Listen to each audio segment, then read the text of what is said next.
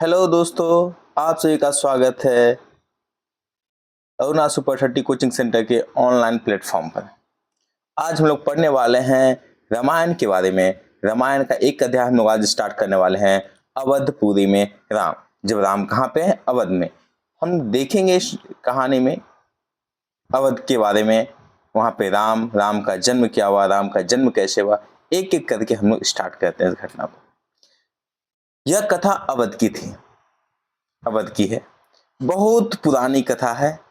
अवध जो है हम जानते हैं सरयू नदी के किनारे है और वहां पे एक सुंदर सा नगर है जिसका नाम है अयोध्या। देखने में वो अयोध्या जो है बहुत ही दर्शनीय है, बहुत देखने बहुत सुंदर है।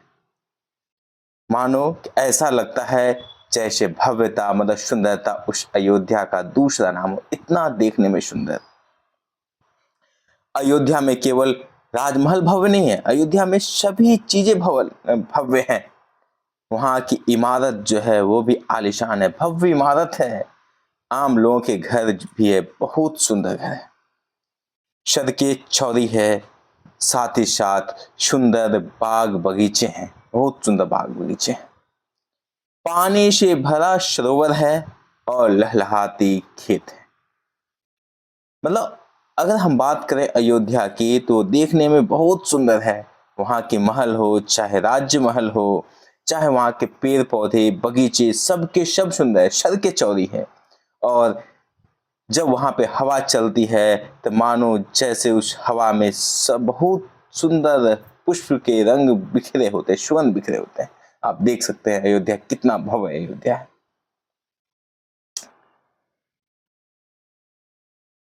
खेतों में लहलहाती हरियाली है, पूरा खेत हरा भरा है। जब हवा हिलती है तो फसलें मानो ऐसी लगती है कि सरयू की लहरों के साथ खेल रही है। अयोध्या हर तरह से संपन्न नगरी थी। मतलब अयोध्या में कहीं किसी बात का दुख नहीं था। मानो ऐसा लगा था जैसे अयोध्या में जो दुख है वो अयोध्या का रास्ता ही भूल गई हो, ऐसा लग रहा था। नगर की सीमा में प्रवेश करने की अनुमति नहीं थी। मानो ऐसा लग रहा था कि दुख को अयोध्या में प्रवेश करने की कोई अनुमति ही नहीं है। मतलब सभी जहां खुशहाली ही खुशहाली, सभी लोग खुश, राजा से लेके प्रजा तक। पूरा नगर विलक्षण था, अद्भुत मनोरम, सभी जगह बहुत सुंदर सुंदर बगीचे थे। पूरा जो नगर है एकदम खुशियों से भरा हुआ था, देखने में बहुत सुंदर था। उसे ऐसा होना ही था क्योंकि वह कौशल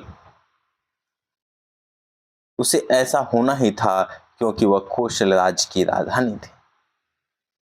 जो अयोध्या है वह कौशल राज्य की क्या है? राजधानी है, अवध में। अब वहां के राजा जो हैं वो दशरथ हैं।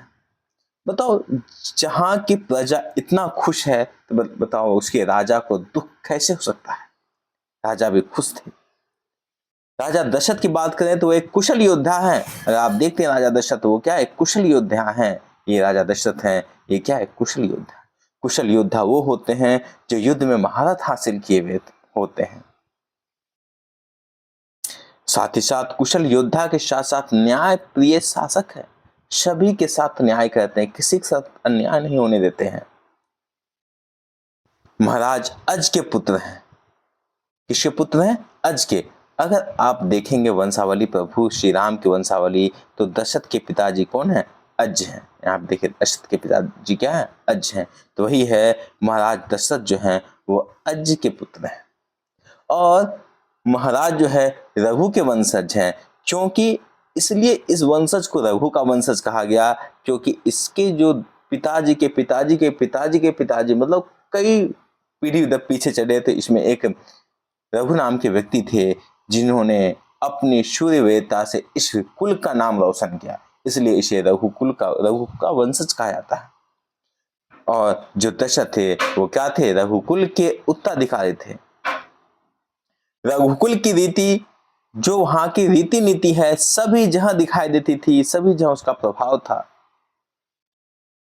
सुख समृद्धि से लेकर बात व्यवहार तक वहां के सभी लोग बहुत अच्छे थे। बात विचार में लोग मर्यादाओं का पालन करते थे, लोग अपनी मर्यादा में रहते थे, सदाचारी थे। वो नगरी जो थी पवित्रता और शांति की नगरी थी, मतलब सभी जगह शांति था, पवित्र था। नगर में भी थी, लोगों के मन में भी था। जो शांति थी, नगर में भी शांति है और लोगों के मनों में भी शांति है। राजा दशरथ जो है यशस्वी थे, मतलब एक बहुत ही बुद्धिमान राजा थे। उनका चारों जगहों पे नाम था, उसे किसी चीज का कमी नहीं थी। राज एकदम सुखमय था, क्योंकि ऐसे राजा नसीबों से मिलते हैं।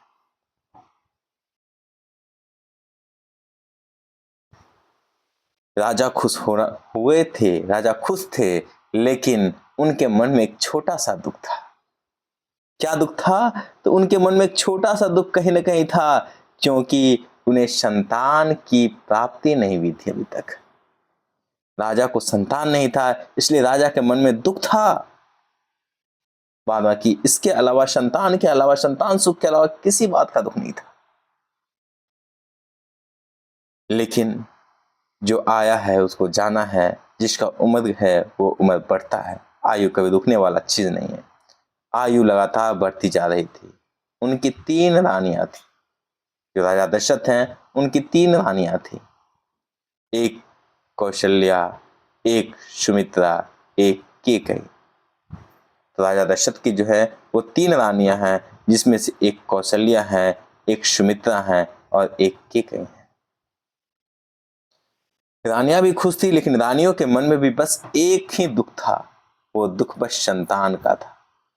उन्हें संतान की प्राप्ति नहीं थी, बस इसी चीज का दुख था। संतान के बिना उन सभी का जीवन सूना सूना लग रहा था। राजा दशरथ से रानियों की बातचीत प्राय इसी विषय में आकर रुक जाती थी। राजा जब भी बातचीत करते थे अपनी रानियों के साथ, तो अंत में उसी बात पर आ जाते थे, काश हमारा भी कोई संतान होता। जैसे जैसे राजा दशरथ की उम्र बढ़ती गई, राजा की चिंताएं भी बढ़ती गई, क्योंकि उम्र के साथ संतान उत्पत्ति, उम्र बढ़ते होने के कारण संतान उत्पत्ति में समस्या हो सकती थी। इसलिए राजा की चिंताएं बढ़ रही थी, क्योंकि वो बूढ़े हो रहे थे, उनका उत्तराधिकारी कौन होगा, इस बात की चिंता सताई जा रही थी राजा। राजा बहुत सोच विचार करते हैं और जाते हैं इस बात पे चर्चा करते हैं विशिष्ट मुनि से। राजा जो है जाके विशिष्ट मुनि से मिलते हैं और वो अपना मन की बात बताते हैं। हे मुनि, बताइए कोई ना कोई तो उपाय होगा ताकि संतान की प्राप्ति हो सके। रघुकुल के अगले उत्तराधिकारी के बारे में अपनी चिंताएं बताई कि हे महाराज, हे मुनि, बताइए मैं अगला उत्तराधिकारी होगा कौन, कैसे होगा, मुझे तो संतान ही नहीं है। तो मुनि विशिष्ट जो है वो राजा दशरथ की चिंता समझते हैं और उन्हें बोलते हैं, जाइए आप पुत्रेष्टि यज्ञ कीजिए। और महाराज जो हैं विशिष्ट मुनि की बात मान करके वो जाते हैं पुत्रेष्टि यज्ञ करने के लिए। विशिष्ट मुनि कहते हैं, जाइए राजन, आप जाइए, आप पुत्रेष्टि यज्ञ कीजिए, अवश्य आपकी इच्छा क्या होगी, पूरी होगी। इसके बाद पुत्रेष्टि यज्ञ आरंभ होता है। ऋषि श्रृंग नाम है, ऋषि श्रृंग के नेतृत्व में, देखरेख में यह यज्ञ की कराया जाता है। यह यज्ञ स्टार्ट होता है, यह यज्ञ प्रारंभ होता है। पूरा नगर जो है एकदम सजा दिया गया है। यज्ञशाला जो है वो बनाया गया है सरयू नदी के किनारे। जिस नदी के किनारे क्या है, अवध है, उस नदी के किनारे बनाया गया है यज्ञशाला, जहां पे यज्ञ होना है। अनेकों राजाओं को आमंत्रित किया गया है। तमाम ऋषि मुनि पधारे हैं इस यज्ञ में। यज्ञ आरंभ होता है, शंख ध्वनि होती है, मंत्रोच्चार होता है। शंख की ध्वनि के साथ यज्ञ आरंभ हुआ। जो ऋषि मुनि है वो मंत्रोच्चार करते हैं। सबने एक एक करके आहुति डाली और अंतिम आहुति जो है वो राजा दशरथ डालते हैं।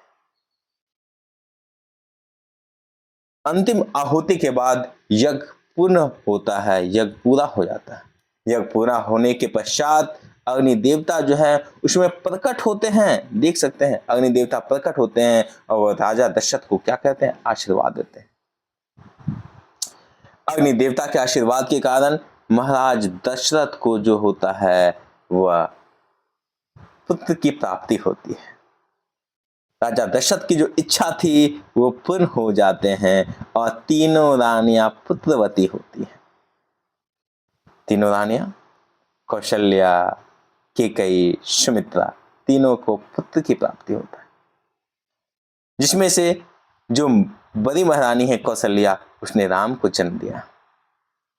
कौन सा महीना बोलता है, चैत्र माह की नवमी के दिन उनको जन्म हुआ। इसलिए आज भी देखते हैं भारतीय संस्कृति में चैत्र माह के नवमी तिथि को राम नवमी मनाया जाता है, क्योंकि इसी दिन भगवान राम का जन्म हुआ था। इसके अलावा जो सुमित्रा है उन्होंने 2 पुत्र को जन्म दिए, लक्ष्मण और शत्रुघ्न। इसके अलावा रानी केकई ने भरत को जन्म दिया। इसका मतलब कौशल्या से राम की प्राप्ति हुई, सुमित्रा से लक्ष्मण और शत्रुघ्न का, और केकई से भरत की प्राप्ति हुई। जहां राजा दशरथ को एक पुत्र चाहिए था, उन्हें 4 पुत्रों की प्राप्ति हुई। पूरे राजमहल में खुशियां छा गई, नगर में एकदम गाने बजाए गए, मंगल गीत गाए गए, मतलब सभी जगह खुशियां ही खुशियां। और इसी खुशी के कारण राजा जो हैं वो क्या कहते हैं, अपने नगरवासियों को भोज खिलाते हैं, अपने नगरवासियों को बहुत सारे कपड़े, अनाज, धन, सब चीज देते हैं। यहाँ पे आप देख सकते हैं पूरे नगर में उत्सव जैसा दृश्य था। राजा दशरथ बहुत प्रसन्न थे। क्यों प्रसन्न थे? क्योंकि उनकी मनोकामना पूरी हो गई थी। प्रजा प्रसन्न थी, दशरथ की चिंता भी क्या हो गई थी, खत्म हो गई थी। नगर में बड़ा समारोह आयोजित किया गया, धूमधाम से पूरे नगर को सजाया गया। आयोजन में इतने धूमधाम से आयोजन किया कि दूर दूर के लोग आए। राजा दशरथ क्या कहते हैं, खुशी के कारण सबको उन्होंने क्या दिया, कपड़े दिए, अनाज दिए, धन दे करके सबको विदा किया। समय रुकता नहीं है, समय बढ़ता गया और चारों राजकुमार जो हैं, राम, लक्ष्मण, भरत, शत्रुघ्न, ये चारों बड़े हो गए। देखने में बहुत सुंदर है, दर्शनीय है, मानो कि जिसकी नजर पड़ती हो उनका नजर उनसे हटता ही नहीं था। चारों भ्राता, चारों भाई साथ में खेलते, साथ में बढ़ते, धीरे धीरे ये लोग आगे बढ़ते गए। चारों भाइयों में बहुत प्रेम था।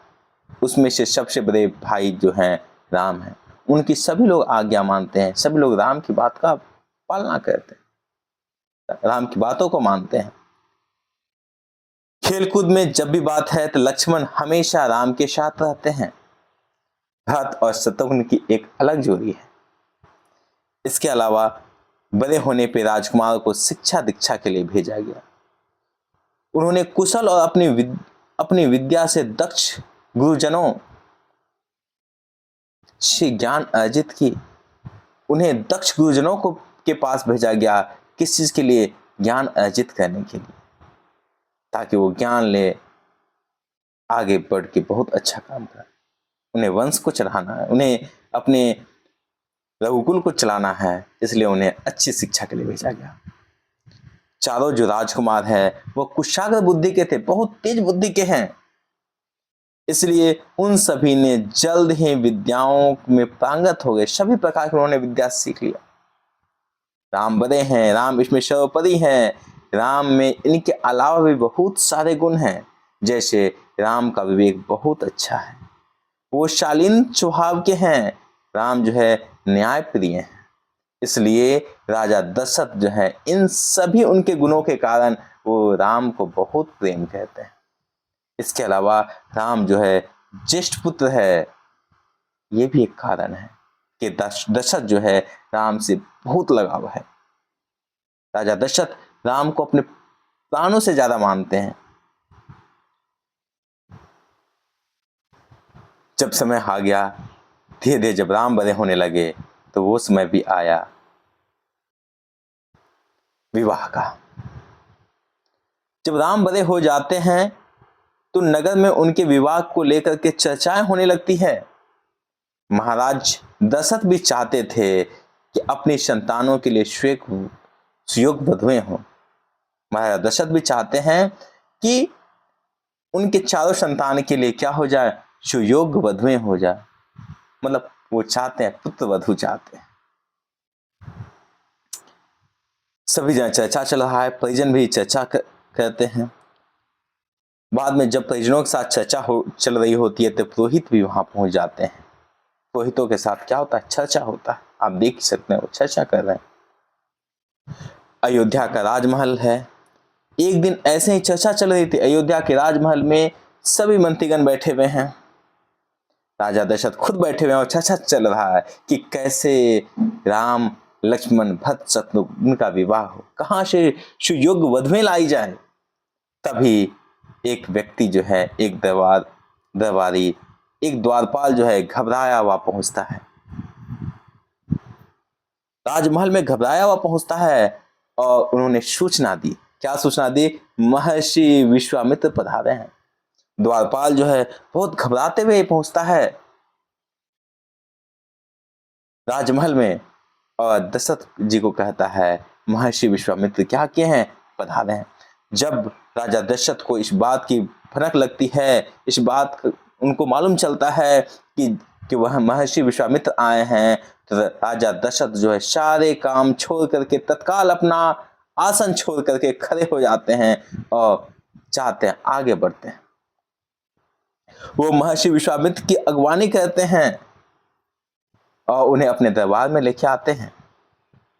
महर्षि विश्वामित्र को ऊंचा आसन दिया जाता है, क्योंकि एक समय जो महर्षि विश्वामित्र थे खुद भी एक राजा थे। छोटे मोटे राजा नहीं थे, बहुत बड़े और बलशाली राजा थे। लेकिन बाद में उन्होंने अपना पूरा राजपाट उन्होंने क्या किया, त्याग दिया। और त्यागने के बाद वह जंगल की ओर चले आए। मतलब महर्षि विश्वामित्र खुद के एक राजा हुआ करते थे। कभी वो राजा छोटे मोटे राजा नहीं थे, बहुत ही बलवान बलिष्ठ राजा थे।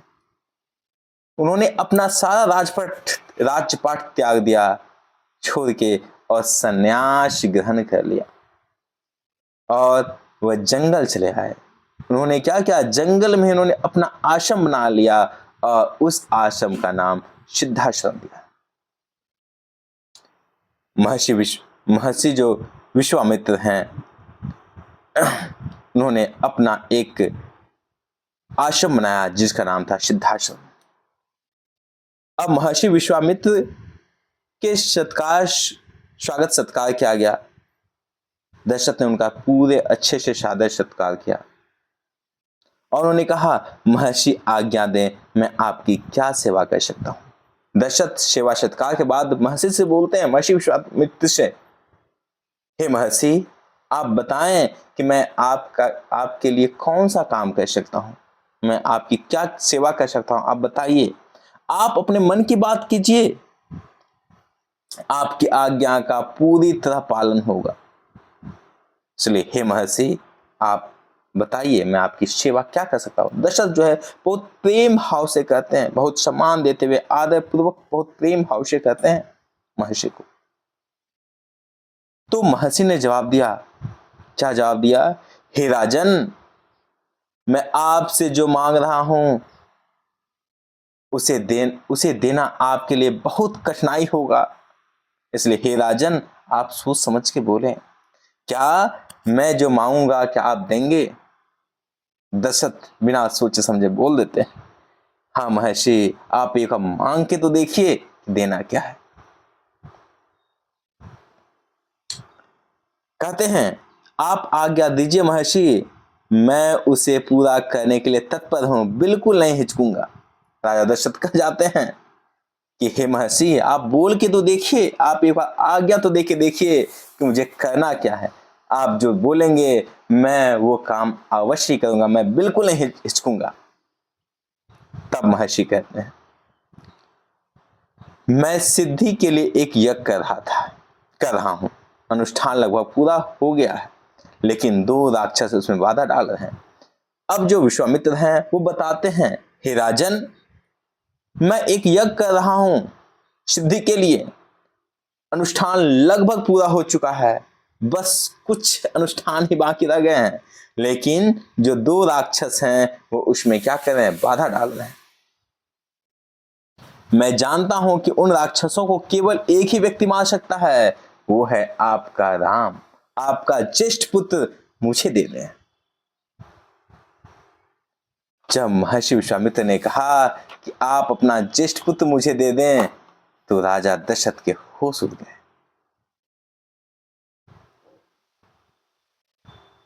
क्या हो गया? राजा दशरथ का होश उड़ गया। दशरथ पर मानो जैसे बिजली आ गिरी हो, वह अचकचा गए। उन्हें उम्मीद नहीं थी कि जो मुनिवर हैं वो उनसे क्या मांग लेंगे, उनके ज्येष्ठ पुत्र राम को मांग लेंगे। मतलब विश्वामित्र ने मांग लिया। क्या मांग लिया? आप मुझे अपना ज्येष्ठ पुत्र दे देना। क्यों? क्योंकि दशरथ के सबसे प्रिय पुत्र थे राम। इसलिए दशरथ जो हैं, मानो जब वो मांगते हैं मुनिवर, तो दशरथ के मानो ऐसा लगता है कि जैसे दशरथ पे आगे कोई फिसली गिर गया हो। विश्वामित्र जो है दशरथ की दुविधा को समझ जाते हैं। वो क्लियर कहते हैं कि हे राजन, मैं राम को केवल कुछ दिनों के लिए ही मांग रहा हूं। बस मुझे कुछ दिनों के लिए अपना पुत्र राम दे दें, बस कुछ दिनों के लिए। जैसे यज्ञ संपन्न हो जाएगा, मैं पुनः आपके पुत्रों को मैं लौटा दूंगा। बस जब तक ये यज्ञ संपन्न नहीं होता तब तक आप मुझे दे दें। यज्ञ 10 दिनों में संपन्न हो जाएगा, बस मुझे कुछ ही दिनों के लिए अपना पुत्र दे दे बस। महाराज दशरथ दुखी हो गए। क्यों दुखी हो गए? क्योंकि उनको पुत्र वियोग की आशंका से कांप उठे। उनको इस बात का आशंका है पुत्र वियोग का, क्योंकि आपको मालूम होगा महाराज दशरथ को एक श्राप मिला हुआ था। श्रवण कुमार के माता पिता ने महाराज दशरथ को श्राप दिया था कि जिस तरह से आज हम दोनों पुत्र वियोग में मारे जा रहे हैं, तुम भी एक दिन इसी तरह से पुत्र वियोग में मरोगे। क्योंकि आपको मालूम है दशरथ ने ध्वनि भेदी वाण से श्रवण कुमार का वध कर दिया था। इस कारण पुत्र वियोग की आशंका के कारण दशरथ कांप उठते हैं। एकदम दरबार में सन्नाटा छा जाता है। सभी मंत्री जो हैं वो चिंतित हो गए हैं, सब चुपचाप हैं। यहां तक कि महर्षि वशिष्ठ जो हैं, जो उसी दरबार में हैं, वो भी एकदम शांत से हो गए। दशरथ क्या होता है, कांप कर बेहोश हो जाते हैं। होश आया तो डर से उन्हें फिर चक्कर आ गया। क्यों? क्योंकि उन्हें वो बात याद है श्रवण कुमार के माता पिता का। इसलिए वो कांप उठते हैं, बेहोश हो जाते हैं। फिर वो उठते हैं। जब उठते हैं तो फिर से उन्हें मूर्छित हो जाते हैं, फिर से वो गिर जाते हैं, दोबारा गिर पड़ते हैं मूर्छा होकर। एकदम पूरा जो दरबार है वो सन्नाटा छा गया पूरे दरबार में। सभी मंत्री जो हैं वो चुपचाप हैं, चिंतित हैं इस बात को लेकर के राजा को हो क्या रहा है। यहां तक कि महर्षि वशिष्ठ भी हैं, वो भी शांत है। लेकिन धीरे धीरे जो विश्वामित्र का है वो क्रोध बढ़ता जा रहा है, और जिसके कारण पूरे दरबार सशंकित हैं। ऐसा ना हो कि विश्वामित्र कुछ अनिष्ट कर जाए अपने क्रोध में। वे कुछ समझ नहीं पा रहे थे कि अब होने क्या वाला है, अब क्या हो सकता है। महर्षि और राजन के बीच संवाद में कुछ लोग कुछ बोलना उचित भी नहीं है, और वहां पे जो मंत्री लोग हैं वो कुछ बोलना उचित भी नहीं समझते हैं। क्यों उचित नहीं समझ रहे हैं? क्योंकि महाराज और महर्षि के बीच में संवाद चल रहा है। इसलिए यहां तक कि विशिष्ट मुनि हैं वो भी चुपचाप हैं, लेकिन वह चुपचाप उठकर किसके पास आते हैं? दशरथ के पास आके खड़े हो जाते हैं। जब मुनि विशिष्ट आके खड़े हो जाते हैं महर्षि राजा दशरथ के पास, तो दशरथ थोड़ी देर बाद उठते हैं और स्वयं संभलते हुए कहते हैं, विनती कहते हैं महर्षि से, महामुनि, मेरा राम तो अभी 16 वर्ष का भी नहीं हुआ है। दशरथ जो है विशिष्ट मुनि को कहते हैं, हे मुनिवर, मेरा राम जो है अभी 16 साल का भी नहीं हुआ, वो तो अभी बच्चा सा है। बताइए कैसे उन राक्षसों का ये वध कर सकता है? वो राक्षस तो मायावी होंगे, बताइए कैसे उनका कोई वध कर सकता है? वो राक्षसों से कैसे लड़ेगा? बताइए, वो भी 16 साल का बच्चा है, 16 साल भी उसका ठीक से नहीं हुआ है। राक्षस तो मायावी हैं, वो उसका छल कपट कैसे समझेगा? बताइए। ऐसा कीजिए मुनिवर कि आप उनके जहां मुझे ले चलिए, मैं अपनी पूरी सेनाओं के साथ चलता हूं, आप मुझे लेके चलिए। महर्षि विश्वामित्र ने कोई प्रतिक्रिया व्यक्त नहीं की, क्रोधित थे पर उसे व्यक्त नहीं कर रहे थे। महर्षि विश्वामित्र धीरे धीरे क्रोधित हो रहे हैं, लेकिन वो प्रकट नहीं कर रहे हैं कि वो क्रोधित हैं। क्यों नहीं प्रकट कर रहे हैं? क्योंकि उस यज्ञ का नियम है कि क्रोध करने पे यज्ञ जो होता है खंडित हो जाता है। इसलिए महर्षि विश्वामित्र जो हैं वो गुस्सा नहीं कर रहे हैं।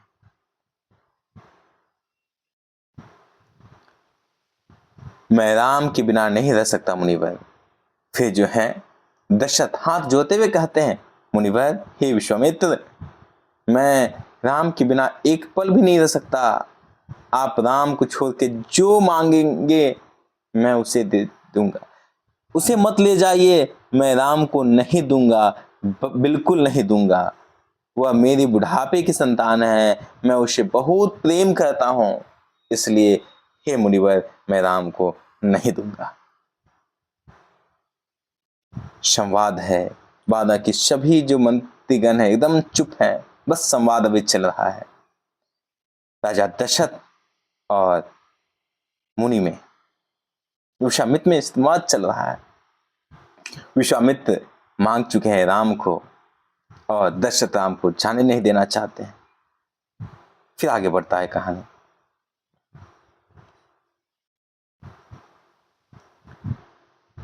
महर्षि का क्रोध भड़क उठा। दरबार, मंत्रीगण, ऋषि मुनि सकते में आ गए। जब दशरथ ने यह बात कहा कि मैं उसे नहीं दूंगा, राम को मैं जाने नहीं दूंगा, तो महर्षि का क्रोध अपने आप को रोक नहीं पाए महर्षि, जिसके कारण पूरे दरबार, जितने भी मंत्री लोग बैठे हुए थे और ऋषि मुनि, सब के सब सकते में आ गए। अब क्या होगा? फिर महर्षि कहते हैं, विश्वामित्र, आप रघुकुल की रीति को तोड़ रहे हैं राजन, वचन देकर पीछे हट रहे हैं, यह बताओ कुल के विनाश का सूचक है। फिर महर्षि विश्वामित्र जो हैं वो दशरथ को याद दिलाते हैं कि हे राजन, आप उस रघुकुल के हैं जिनका मर्यादा है, प्राण जाए पर वचन न जाए। आप अपने वचन से पीछे हट रहे हैं, ये विनाश का सूचक है। आप जानते हैं मैं स्वयं दुष्ट राक्षसों का संहार कर सकता था, लेकिन मैं संन्यास ले लिया हूं, इसलिए मैं उन राक्षसों का वध नहीं कर रहा। आप राम को नहीं देंगे तो मैं यहां से खाली हाथ लौट जाऊंगा। विश्वामित्र कह देते हैं, अगर आप राम को नहीं देंगे तो हे राजन, मैं यहां से खाली हाथ चला जाऊंगा, पर याद रखिएगा आप अपने वचन से पीछे हट गए, पीछे हट जाएंगे। और रघुकुल का ये रीति है कि प्राण जाए पर वचन न जाए। अब क्या है, मुनि विशिष्ट सभी चीज देख रहे थे, धीरे धीरे बात बिगड़ते जा रहा था, तो उठ करके महाराजा दशरथ को समझाते हैं, राम की शक्तियों के बारे में महाराजा दशरथ को बताते हैं, प्रतिज्ञा तोड़ने के संबंध में बताते हैं। अब महर्षि वशिष्ठ जो है राजा दशरथ को बताते हैं, आप भयभीत ना हो, आप चिंता ना हो, राम बहुत शक्तिशाली हैं, राम की शक्ति अपार है, और हमारी परंपरा भी तो यही है कि हम प्रतिज्ञा नहीं तोड़ सकते, अपना वचन नहीं तोड़ सकते।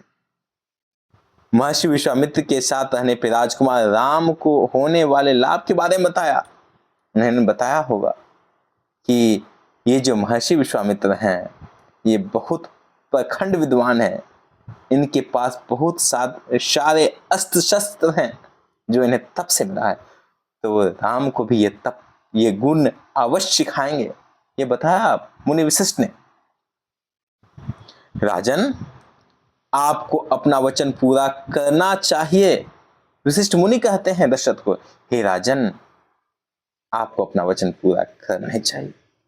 रघुकुल की तो यही रीति है कि आप भूल गए कि प्राण देकर भी आपके पूर्वजों ने अपना वचन निभाया है।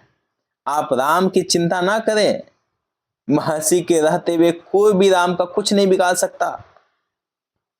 मुनि वशिष्ठ संतावना दे रहे हैं दशरथ को कि आप चिंता ना करें, कुछ नहीं होगा राम को। महाराज दशरथ की चिंता कुछ कम हो गई। जब महर्षि वशिष्ठ ने समझाया तो समझाने के बाद महाराज दशरथ की चिंताएं कुछ कम हुई। उनका मन भी पहले से अब थोड़ा सा शांत रहा, लेकिन फिर भी खिन्नता तो है ही मन में। क्यों? क्योंकि पुत्र का विछोह है, पुत्र से विछड़ना है। गुरु वशिष्ठ ने कहा, महाराज, महर्षि विश्वामित्र सिद्ध पुरुष हैं, तपस्वी हैं, अनेक गुप्त विद्याओं के जानकार हैं, वह कुछ सोचकर ही यहाँ आए हैं। फिर से गुरु वशिष्ठ कहते हैं, हे महाराज, आप सोचिए क्यों महर्षि विश्वामित्र यहीं पे आए हैं? क्यों? जबकि वो एक सिद्ध पुरुष हैं, वो और भी कहीं जा सकते थे, और भी किन्हीं राजाओं के पास जा सकते थे, लेकिन वो आप ही के पास क्यों आए हैं? आप कुछ सोच के देखिए। उनके पास कई प्रकार की गुप्त विद्याएं हैं जो राम के आगे काम आएगा। राम उनसे अनेक विद्याएं सीख सकता है। आप राम को महर्षि विश्वामित्र के साथ जाने दें, राम को उन्हें सौंप दें। महर्षि वशिष्ठ के समझाने पर अब धीरे धीरे दशरथ की चिंताएं कम होने लगती है। अंत में दशरथ ने वशिष्ठ मुनि जो है उनकी बात भी मान लिया दुखी मन से, लेकिन स्वीकार किया। लेकिन दशरथ चाहते थे कि राम अकेला ना जाए, राम को अकेला नहीं भेजना चाहते थे, इसलिए वो क्या कहते हैं, आग्रह करते हैं। अब देख रहे होंगे हाथ जोड़े हुए हैं, ये आग्रह कर रहे हैं।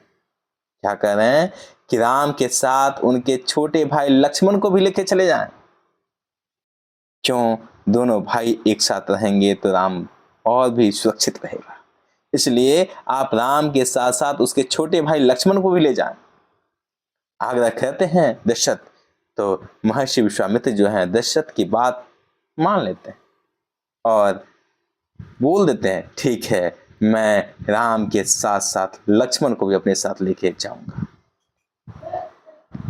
राम और लक्ष्मण को तत्काल दरबार में बुलाया जाता है। राम आ जाते हैं, इनके साथ साथ लक्ष्मण भी आ जाते हैं। राजा दशरथ जो है वो अपने निर्णय के बारे में सूचना करते हैं। राजा दशरथ बताते हैं कि मैंने निर्णय लिया है कि तुम और तुम्हारा भाई लक्ष्मण वो दोनों महर्षि विश्वामित्र के साथ जाओगे। दोनों भाई क्या कहते हैं, खुशी पूर्वक उस बात को स्वीकार कर लेते हैं, सिर झुकाते हैं आदर से। अब दशरथ जो है इसकी जानकारी कौशल्या को देते हैं। जब दशरथ जो है जानकारी कौशल्या को देते हैं, उसके बाद बताया गया कि राम और लक्ष्मण वन जा रहे हैं। दशरथ जाके बताते हैं कौशल्या को, क्या कि हमारा पुत्र राम और लक्ष्मण कहाँ जा रहा है, वन जा रहा है। किनके साथ? महर्षि विश्वामित्र के साथ वन जा रहा है। नितांत गंभीर माहौल में स्वस्ति वचन हुआ, शंख ध्वनियां हुई, बहुत प्रकार के वचन हुए, शंख ध्वनियां हुई, नगाड़े बजाए गए। महाराजा दशरथ क्या है, भावुक हैं। उन्होंने अपने दोनों पुत्र का मस्तक चूम लिया और अंत में वह महर्षि विश्वामित्र को सौंप देते हैं। महर्षि विश्वामित्र को राम और लक्ष्मण सौंप दिया जाता है। दोनों राजकुमार जो है बिना देरी किए हुए वो महर्षि के साथ चल पड़ते हैं। आगे महर्षि हैं, उनके पीछे राम, उनके 2 कदम पीछे लक्ष्मण। आगे बढ़ते हैं, आगे बढ़ते हैं। बेहद जंगल है, बेहद जंगल में महर्षि के साथ वो लोग चल रहे हैं। भयानक जंगल की ओर चल रहे हैं। वो विश्वामित्र हैं, वो आगे आगे चल रहे हैं और उनके पीछे पीछे राम चल रहे हैं। राम के 2 कदम पीछे लक्ष्मण है। आप देख भी सकते हैं, ये विश्वामित्र हैं, उनके पीछे राम, उनके कुछ कदम पीछे लक्ष्मण है। अपने पीठ पे धनुष संभाले हुए चल रहे हैं। पीठ पर तुनीर बांधे हुए हैं, तीर का जो जिसमें तीर रखा जाता है, तुनीर बांधे हुए, और कमर में तलवारें लटकाए हुए, वो आगे चल रहे हैं।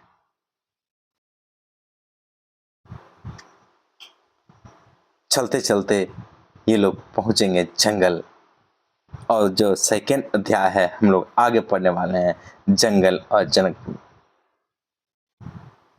नेक्स्ट जो एपिसोड है वह जल्द आएगा आप लोगों के सामने, तब तक के लिए इंतजार कीजिए। नेक्स्ट एपिसोड जल्द ही आप लोगों को मिलेगा। तब तक के लिए अगर आप चाहते हैं कि नोट्स इसका लेना, तो आप हमसे संपर्क कर सकते हैं। मेरा नंबर आप देखे ही होंगे, दिया हुआ ही है। तब तक के लिए good bye, thank you for watching, love you, bye bye.